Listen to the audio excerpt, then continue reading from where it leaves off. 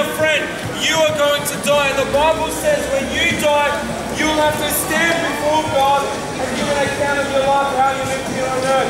For every single thing you've said, you will give an account before God. For every single time you look with lust upon a woman or a man, the Bible says that is adultery or fornication if you're not married. If you've ever hated someone, if you've ever hated your brother, the Bible says that is murder in God's eyes. And one day, dear friend, you will have to stand before God and give an account of the wicked life that you've lived here on earth. Have a look at the truth, have a look at your heart. You don't want to know God because you love the wickedness of your life. Because if God truly existed and you had to live by His word, that would mean you have to give up your filthy, wicked lifestyle. But dear friends, the good news is that Jesus Christ today can set you free from your wickedness. He can set you free from the sinfulness. He can cleanse your conscience. It doesn't matter what you've done in your life, how bad it may be. The Bible says that if the Son shall set you free, you shall be free indeed. You know, God loved you so much that He sent His Son, Jesus Christ, into this world. Now, when Jesus Christ was here on this world, He suffered a painful death. The Bible says He was crucified to a tree. And when He was hanging on that tree, He became that sacrificial lamb. He became that lamb that took upon your sin. You see, He became that sin offering. And the Bible makes it clear that tonight if you repent of your sin, if you repent of your wickedness, you know, of your homosexuality, of your fornication and your adultery, of your lying and your thieving and your deceiving, of your pride and your self-conceit, of your jealousy and envy, the Bible says if you repent and put your faith in Jesus Christ, the Bible says God will grant you the gift of eternal life. Dear friends, we don't want your money. We just want to think about your eternal soul, about your eternal salvation. Where are you going to end up when you die? The Bible makes it clear. When you die, you will stand before God. You will give an account of the life that you've lived here on earth before a holy God. And today you have a choice. That choice is to accept Jesus Christ or to reject Him. You have a choice to offer to choose life or to reject life and die.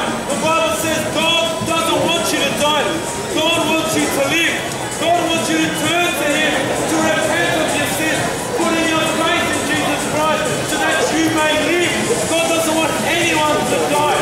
You see, God loved you so much that His Son died in a place that was meant for you. God loved you so much that God is real. Took upon the wrath that was meant for you, that you so rightly deserve for your lying and your thieving and your envy and your hatred and your fornicating and your homosexuality. Dear friends, the Bible makes it clear that all have sinned, all have fallen short of the glory of God. There is none righteous, there is none that do good. You may think you're a good person, but the Bible makes it clear, no, you're not good enough to get into heaven. You're not good enough to spend eternity with God. The Bible says all have sinned, all have fallen short of the glory of God. And that is why today you must put your faith in Jesus Christ. This is why you must repent of your sin. One day you will stand before God and you remember that you walked past these preachers. You remember that you heard these words that could have saved you from the eternity to come. But you chose to walk by. You chose to reject it. On that day you will wish that you stood by and listened more. On that day you wish that you would have accepted these words, that you would have obeyed them because they were life and not death. But when you stand before God, you will stand condemned and guilty because you knew the truth and you rejected it. Dear friends, the Bible makes it clear. What does it profit a man if he gains the whole world but loses his own soul? If you get the career you've always wanted, and you've got the job, and you've got the wife and the partner or the husband, and the perfect amount of kids, and the Subarus, and the right amount of money in the bank, but if you lose your own soul, if you lose your own soul, dear friends, what is the point? What is the point if you stand before God on that day and you stand condemned and guilty, and sent to eternity in the lake of fire? But God today doesn't want any man to die. And the question I want to ask you, are you ready to die? You see, my friend passed away last year. He was only 24 years of age. He died in an accident, and he didn't know that his life was going to end. He didn't know that he was never going to see his loved ones again. Tonight you might die as well. But are you ready to face God?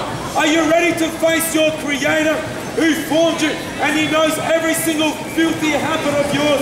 He knows every single time you delight in violence.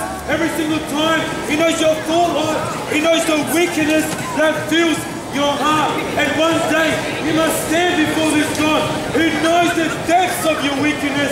He knows every single wicked thought, lustful desire that has crossed your heart. And you must give an account before Him. And the Bible says that if you're not in Jesus Christ, if you've not repented of your sins and put your faith in Jesus Christ, you'll spend an eternity in hell, in a lake of fire, the pure, flaming wrath of God. But God doesn't want you to die. God wants you to live. And that is why He has made a way out of your sins, a way out of your punishment and the penalty for your crime.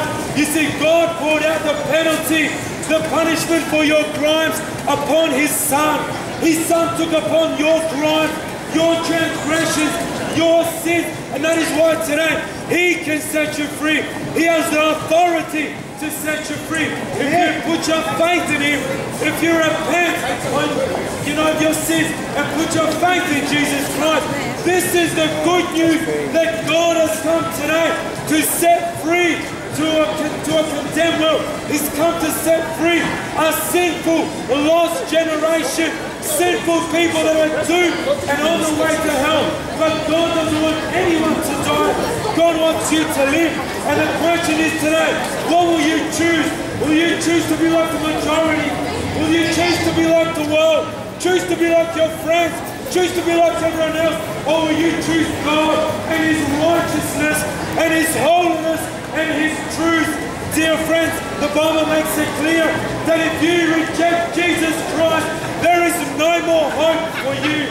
If you walk past His word, if you scoff at His words, if you scoff at His sacrifice, there is nothing that can save you from God's wrath.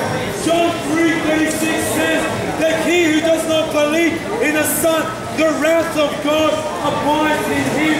You see, dear friend, if you don't believe in Jesus Christ, if you have not repented of your sins and put your faith in Him, and God as a sign of your repentance, change your life around 180 degrees. Dear friend, the wrath of God abides in you.